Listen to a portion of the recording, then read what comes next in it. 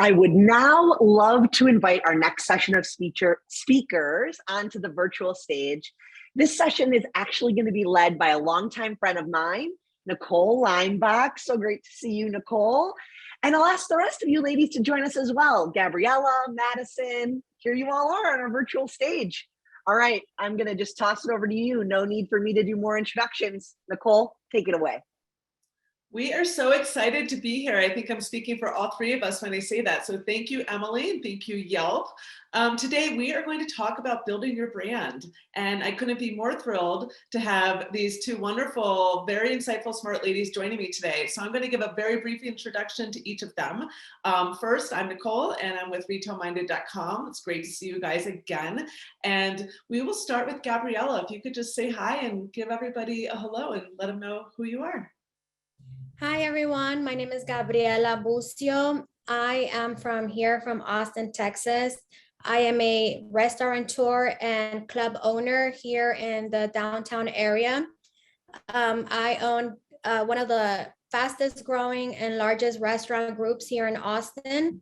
I have about 7 restaurants and 2 nightclubs in just 4 years. Very impressive. I know I'm a big fan, and we'll have to talk about your social media presence later because I'm a big fan of that as well. Madison, welcome. Thank you. Thank you. So hi, everyone. Hi, everyone. I'm Madison Utendahl. I am the founder of Utendahl Creative, which is a all-female design agency, and also VP of social strategy at a firm called Known. Before building out my own company and working at Known, though, I was on the founding teams of Refinery 29's 29 Rooms, Last Week Tonight with John Oliver, and Museum of Ice Cream. Very impressive, ladies. Well, I'm going to kick off today's conversation by simply asking you, what lights your fire? What is it that truly sparked you to want to build the brands that you each have?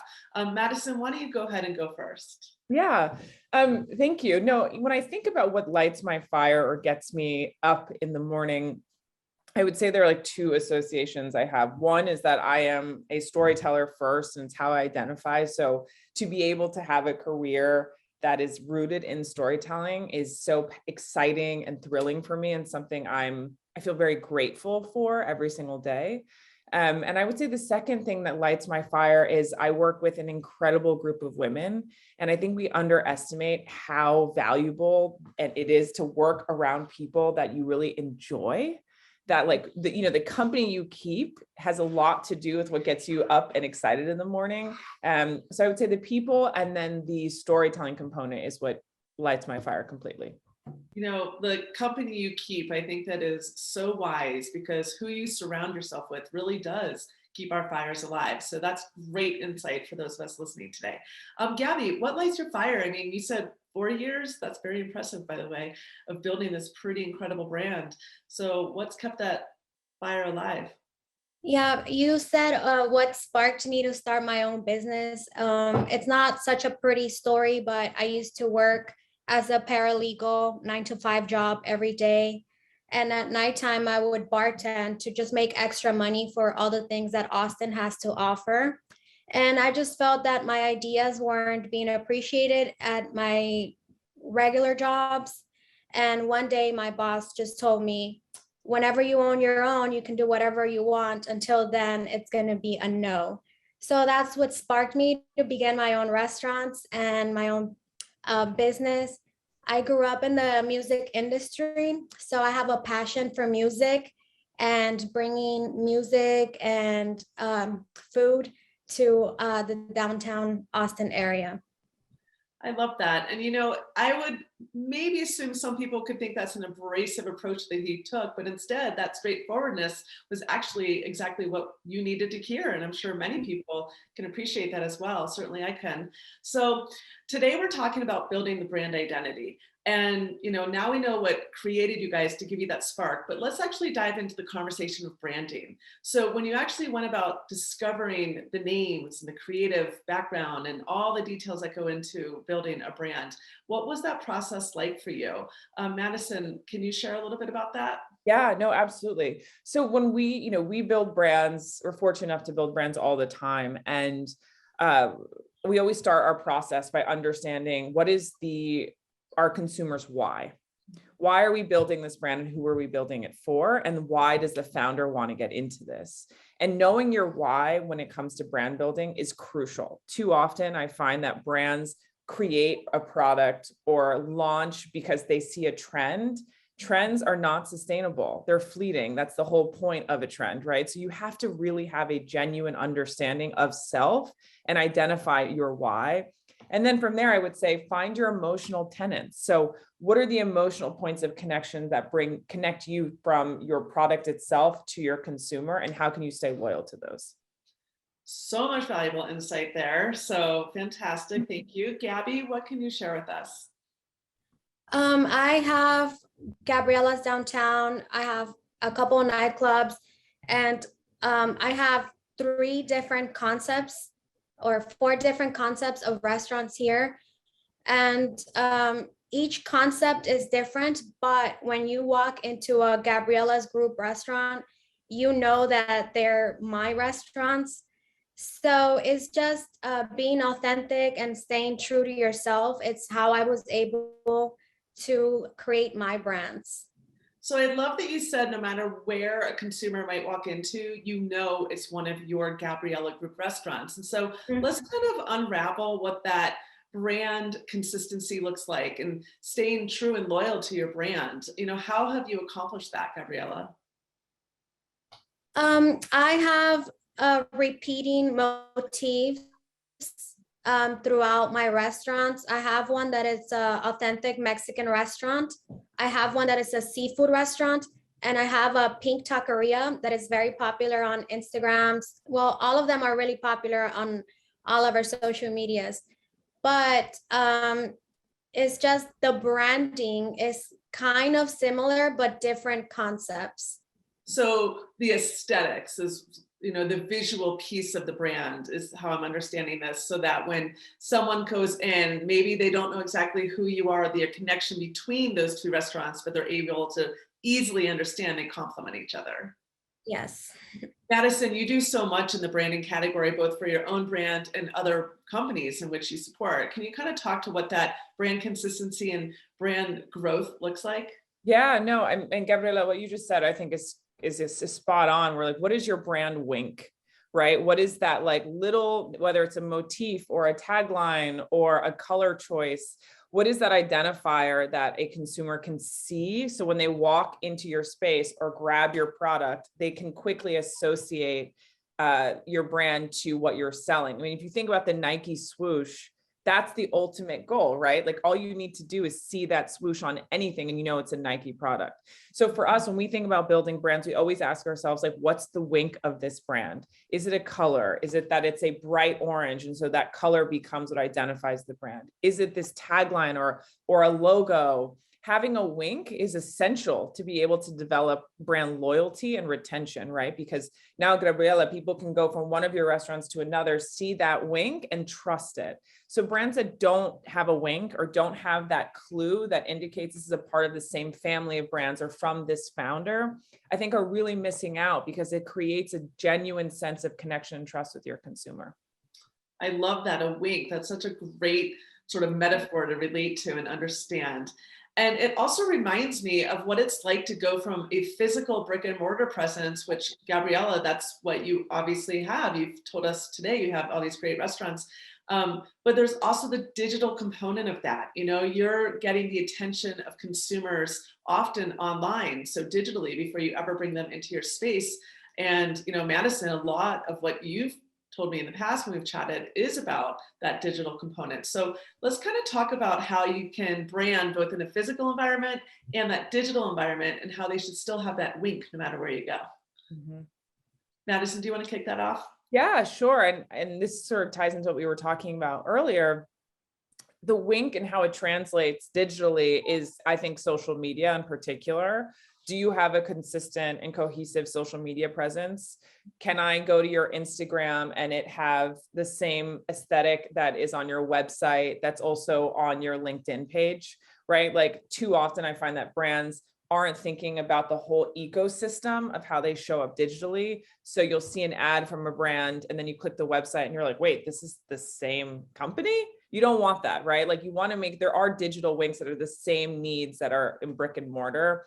Having that consistency throughout, using the same language, using the same color tones, having similar imagery is crucial when it comes to having a digital presence. I love the consistency. You know, I always say that there's 4 or 5, depending on how you look at it, C's to success: clear, concise, correct, courteous, and that 5th would be consistency that I've added over the years. So super valuable. Gabby, you know, again, you have the physical presence, but you have a huge digital stamp. How would you say that you are connecting to your audience in both of those ways with that consistency? I can probably safely say we are one of the most followed businesses here in Austin with our social media. I think social media is great because for the most part, it is free and it is a really fun and great way to give your message to your followers. And if you stay on top of it, you will get to know your followers in real time and you can be able to communicate with them. See what they like, what they don't like, and just staying consistent is it's helped us a lot. Yeah, I love what you said about getting to know your followers, because one of the key attributes of branding is in fact being relatable to your audience. So what are some of the tips that you can each offer in regards to not only staying authentic to your brand, but relating and connecting to your actual consumer or audience, whether they're existing customers or desired customers? Any tips you can offer there? Yeah, no, I mean, what comes to mind first is be human is what I always say to brands, right? There's don't try to sound like a robot. Use an authentic voice. And if you don't know how your brand should sound, invest and take the time to come up with a voice identity. What are words that are on brand for you and words that are off brand for you? And how can you create a language that is consistent to your brand and what you stand for, and then can show up on social? You know, I find that the brands that are really, really strong on social sound human in how they're communicating with their audience. You know, they don't sound super corporate. They're not conservative in tone. They're real and raw, and they answer people with an honest and emotional sentiment. And I find that that is a really powerful way to connect with consumers, and just making sure that everyone who's touching your brand is consistent. Consistency again. That's the trend. The key takeaway I'm feeling today. Gabby, do you want to offer any more insight there? Yep. So I didn't go to school for branding or marketing, but I do stay on top of the trends. I'm very hands-on on all of our social medias. And what I have noticed is that people don't want to follow a business. People want to follow real people. Exactly. And following a business can be very, very boring. So I'm very upfront on all of our social medias. You can see me. You can see my staff. We have developed characters within each business. So when people see our social media, not only they're getting to know me, but they're getting to know my staff. And they like the people, they like realness. They don't like a business. So is it fair to say that keeping it raw and real, so to speak, versus always having edited realities, but more so real realities? Yeah, being human. Mm-hmm. So I have some great questions coming in, and I do want to go ahead and share some of these throughout our conversation today. This one is for you, Gabby, and they're wondering, how is it being a Latino going into the industry that you're in, and how did you do that so fast within 4 years with such success? Well, there was nothing like me in downtown Austin. There was a lack of the Latino representation. One of my first club, Mala Vida, it's on the historic 6th Street district. We're known to be the live capital music of the world. And in its history, there was never a Mexican club that played música regional mexicana, so regional Mexican music. And I was able to bring that to the downtown area. And now people that look like me can come to downtown Austin, bar hop if they want, instead of going to the outskirts.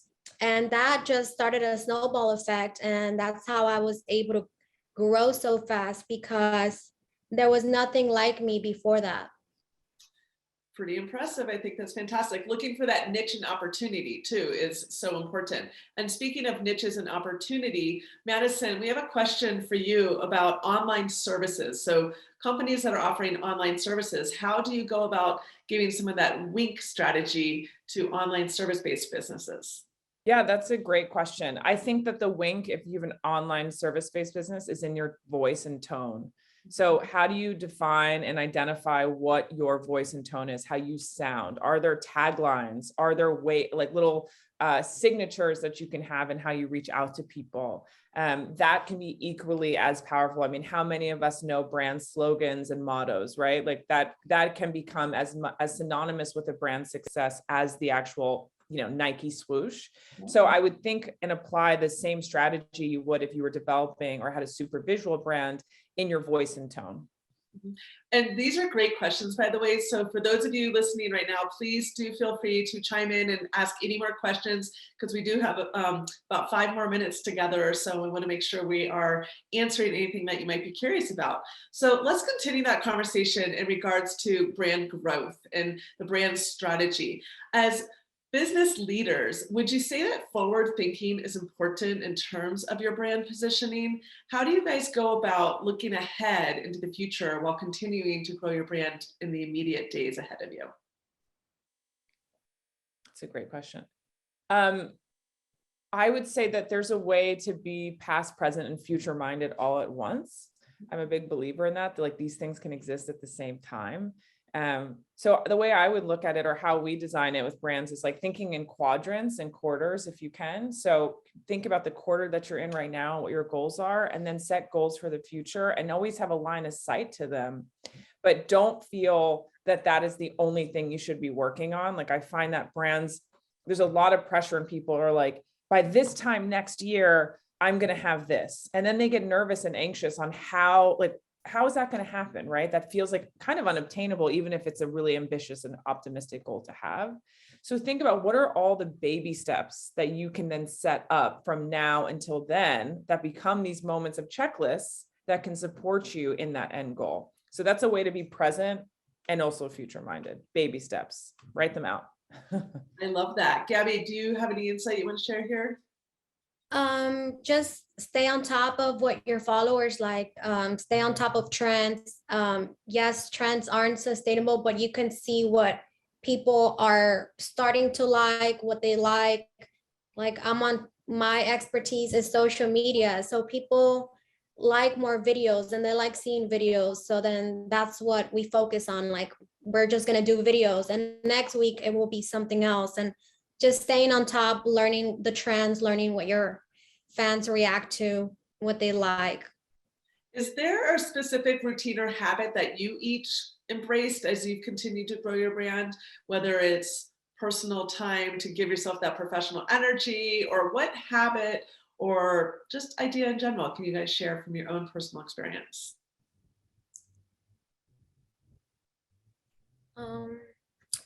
I feel like I am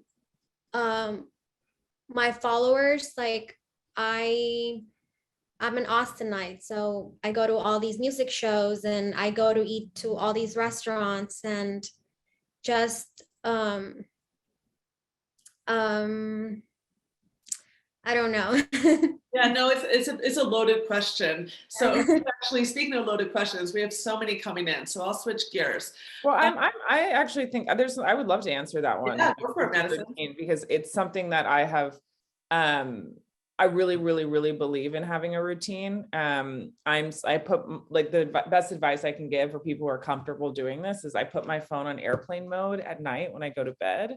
You can still set your alarm, but what that means is when you wake up in the morning, you can take a moment to breathe and pause and like have your coffee or brush your teeth before you get the influx of like texts and I mean, I get like 300, 400 emails a day between my two business, between working at Known and then things from my past business. So I would say that like setting airplane mode is a really powerful routine. And then every morning I always do bullet journaling, which is like a brain dump.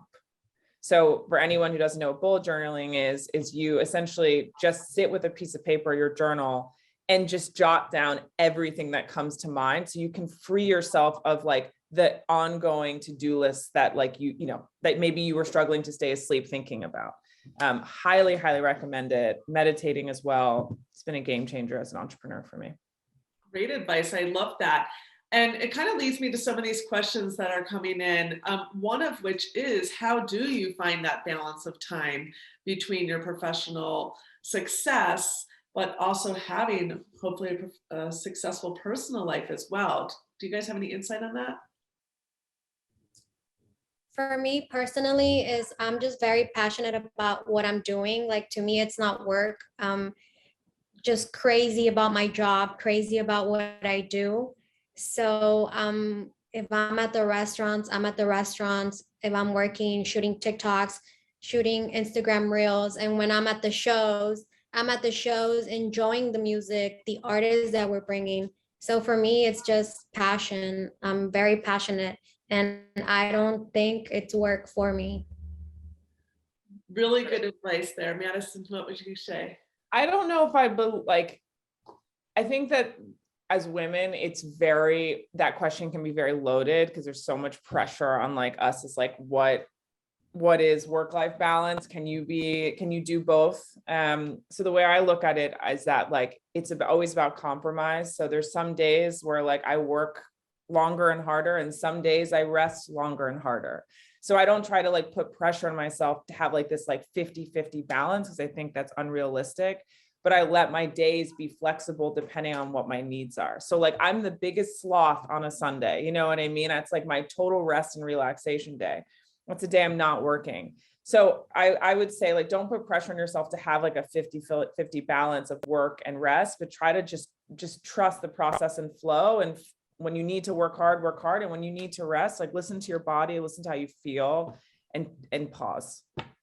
And that leads me to another great question we have from one of our attendees, is about how do you get over the fear of failure? I mean, I think that you guys have accomplished so much. So, you put that fear maybe to the side and just kept going. What can you share for those listening to take their best efforts to get over any fear they might have? Yeah, it's a really good question. Elizabeth Gilbert, who's an author that I'm a huge fan of, she has this belief system that like you never get over fear. You just have to recharge it and rework it, right? Like I don't ever start a business and I'm just like, whatever. I always, of course, have the you run through ideas in your head of what could happen. You just can't let the fear hold you back. We need fear in life, right? Like there's times our fear is very valuable. Like seeing a car and knowing to step back, like that is, you don't want to get rid of fear. That's unrealistic. And it has needs. You do have needs for it. But when it comes to your creativity, your entrepreneurship, you can't let fear lead. That's where you have to put fear aside and trust and say to yourself, like, what do I want long-term? Do I want to say that I gave it a shot and I pursued my dreams and passions? Or do I want to say I played it safe because I was afraid? No one achieves great things, in my opinion, through fear. Very, very good insight there, Madison. I think that some people hold fear a little bit too close to their heart. Maybe too close is the wrong choice of words, but rather simply close to their heart. So having the strength to move ahead and looking at successful entrepreneurs like yourself is really inspiring. And keeping that in mind, what recommendations can you offer entrepreneurs who are building a brand that is actually of themselves? Many businesses have, personalities being themselves, and they have to build that brand. Can you guys offer any insight there? Well, for me, it's like, what do I like? What do I want the viewer or my followers to see? And I also DJ, so I share a lot of my DJing, which it's what I do when I'm not working. So just show the real you, what you're into, what you like to do when you're not working or when you're not running your businesses. So incorporating just your real life that complements your busy professional life too. So it goes back to just being a real person. Yeah, that makes sense for sure. Madison, do you want to share anything else to that question? I completely agree. I think that I think Gabriela is totally spot on in that people don't want the like perfect button up like no face behind a brand anymore. You know what I mean? If you're working really hard to build something, like show people behind the scenes and the nitty gritty and what it takes to build a business that's really accessible and relatable, right? Like that, like perfect brand that maybe has you're like, who's behind this brand? Like that ambiguity people are not interested in. So be honest and real and raw and showcase who you are and show the imperfections. So when you're starting to sort of identify how to build a brand as an entrepreneur or somebody just starting out, at what point did you realize this is worth investing both my time and maybe even dollars in, and this is not? Because that's, we're seeing a few questions around that. How can you guys give any insight here? What has been worth investing in branding wise and what hasn't been? How did you identify that? What's been worth is, I'm super big on social media, and it's what's gonna separate you from your competitors, because I have a coffee shop, but there's 20, 30 coffee shops within 1 mile radius. So why are people gonna choose my coffee shop over the other ones? So for me, it definitely has been social media. Yeah. And I would say from my end, I always say invest in your design, like invest in your logo, invest in the color choices of what, like that is your first touch point, is what people see. So the idea of like not spending time and energy on how your brand shows up, especially your logo mark, to me is a huge, huge miss. Like that's the worthy investment, is how you show up in the world, which is the same thing as social, right? Like that is your touch point with your customer. That's how I would think of it. And too often I think people think of those two things last when they should come first. And that actually leads me to another question one of our attendees today has asked. They said, do you recommend to update your logos and mottos time to time as time or trends might change? So what is your thoughts there, Madison? That's a great question. I'm in big support of rebrand. I wouldn't say time to time. I would reference it like every couple of years. And again, like I think there's a difference between like a total rebrand versus like a brand evolution. There are ways that you can like upgrade your logo, tweak your color palettes versus completely starting over. But if you're finding after 2-3 years of your business that your customers are not engaging with your product, but you have enough capital to be able to redo your visual identity, it's a great way to start over. Yeah, I would agree. I know personally building my own brand, I've done the same. Yeah. And we have so many great questions. So I'm just going to keep asking you guys some of these great. I wanted to say something about that. Also, when thinking of your logo, thinking of your colors and your brand, from the beginning, think of something timeless. Don't go with the crazy font or something that can easily go out of style. So from the beginning, you should think of something timeless. I love that. And also something that I've often thought that, across the generations, you need to be able to see it and read it. Mm-hmm. If it gets too complicated, it can, aging eyes, the generations mature, right? We need to be able to easily be able to read it. So with it, of course, still having that aesthetic to complement your brand. So we have another great social media question here, and that is, how do you balance quality versus quantity? So of course, social media has stories, and maybe you guys could speak to like how you use stories versus posting. And then of course, the quality and quantity part. Yeah, right now with social media, I mean, it is, each platform is different. I feel with like TikTok, you have to post 3 to 4 times a day. It's insane if you want to grow. Yeah, it's true. But on Instagram, it's a little bit less, but we do try to keep it to 1 post a day on Instagram versus on TikTok, 2 to 3 posts per day. But you can have quantity, and now videos, everything, they're 10 seconds. So you can shoot something for 30 seconds and then just chop it up into 10 seconds. So you can still do quantity and quality at the same time, I feel like, because of how short everything is. Yeah. Yeah. And I would say that the platforms have pivoted like a couple years ago, especially on Instagram, like having a super high quality photo and shot with professional camera, like that performed better. But the algorithm now is actually favors things shot on an iPhone. So when you think about quality, don't especially for TikTok, when I hear people are spending all this money, like producing really high-end fancy shoots for TikTok, like that is not a platform to invest in when it comes to producing high quality video. That is a quantity game. Gabriela is completely right. Like you just want to make sure you're shooting with your iPhone over and over and over again and getting it out there. And then for Instagram, I would say, think about quality in terms of like how your feed flows and the look there. But the iPhones are so, the cameras on iPhones right now are comp to professional cameras. Like you can shoot beautiful, beautiful photography with your phone. So that's how I would do it. I want to remind all of our attendees today too, to make sure to follow our great panelists today, because we are getting some great questions about where you started, where you've been, your story. And so because we only have about 4 more minutes, really, I do want to encourage everyone. So Yelp's going to be making sure that they share their handles with you guys, because they do have a lot of insight on their social media, like we're talking about today. And one of the other questions I wanted to get to is, what would you suggest to someone who is considering leaving their corporate job and starting their own brand? So Madison, I know you work with brands. Gabriela, you had that great story of someone telling you basically like, hey, the answer might be no until you work for yourself. So can you guys each share some insight if that's something someone's considering?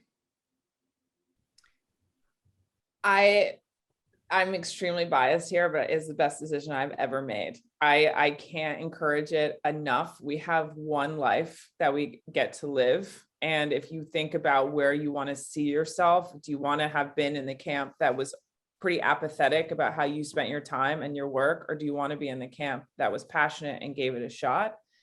For me personally, I wanted to be in the camp, just like Gabriela, of like people who were passionate about their jobs and excited to wake up in the morning. And I think, yes, corporate life can provide us with like a lot of safety. It doesn't always provide people with happiness. So you have to ask yourself, like, what's more valuable to you? What are your values in that way? I encourage it immensely. It's scary. If it was easy, everyone would do it. So remind yourself of that over and over again. Like it is a risk, but I'm not in the camp that can say it's a risk not worth taking. It is. Well, it's easy to see your passion, Madison. And like you said earlier, you don't live with fear. You kind of put that to the side and get going forward. So great advice there. Gabby, what would you offer to someone who is considering leaving their corporate job? You know, I've never worked at a corporate job. I've always worked at the small law firms. I've always worked at the small mom and pops restaurants. So I've never liked having a corporate job. So I would just say, go for it. Or even a boss in general. You know, I think a lot of our listeners simply have someone else telling them what to do, and maybe they just simply want to be in control. Yeah, I think they should just, do it. And if you don't like it, then you can always go back, but you should at least try it. Yeah, I think that's a great point. I think that like we put a lot of pressure on ourselves. Like if we start our business, we can never go back to having a full-time job. You can never go back to corporate life. And that's just not true. You know what I mean? Like you 100% can go back. That's always going to be there. So I wouldn't think that way if you can, because I think that's what holds people back a lot. Is like, am I ruining my chances? Could I ever go back to having, the consistency I used to love? Yes, you can. It's still there. It'll always be there. Corporations aren't going anywhere, unfortunately. So I have like one more quick question, and then I'm going to ask you guys each a final piece of advice, but we're closing in here in our last minute. But if you guys could offer any other marketing strategies beyond social media in the digital space, what would you say there is to do? So beyond social media, but still digital marketing, what can you share? But still digital, I would say like get on the ground, do grassroots marketing, like go out into the streets, meet people, that is actually really interesting. Now there are a lot of studies showing that because we've gone so digital, brands that are finding a lot of success are the ones that are going back to analog. So the ones who are doing posters and like standing outside handing things, we're so not used to that anymore that we actually start to pay attention again. So we're going backwards in an amazing way. So if social media is not your jam, like think about how you can like get in front of people, right? Like we're also in an era of life where people are really ready to get back out into the world. Our eyes are open, we're paying attention, we miss connection and community. So I say go grassroots. Great. And actually, just because we have less than a minute now, if I could get each of your final piece of advice, Gabby, why don't you go ahead and share that? I would just say get on it. I like to tell people there's never a perfect time to start your own business. There's never a perfect time to start branding. So true. It's never going to be perfect. Just start it today and then build as you go. Great advice. Madison, what can you share? The quote I live by is argue for your limitations and you get to keep them. So the more you keep telling yourself you're not this, you're not that, the more than that's you're not going to be able to achieve those things. Start changing how you speak to yourself. So start changing, start saying to yourself, like, I can do this, I can achieve this. I'm going to be a successful restaurateur or social media marketer or whatever it is.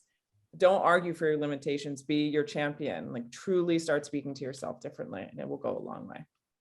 You ladies are so inspiring. Thank you so much. I'm going to hand this right back over to Emily, who's also an inspiring leader herself. So thank you guys. And I hope everyone listening had a great time today. Thank you. Thank you so much for having me. That was so fabulous. I think my favorite part was remembering to have a little wink in your marketing and branding. That was awesome. I've been ferociously jotting notes down myself. So thank you, ladies, so much for your time. It was great to have your expertise on the stage. We really appreciate you joining us.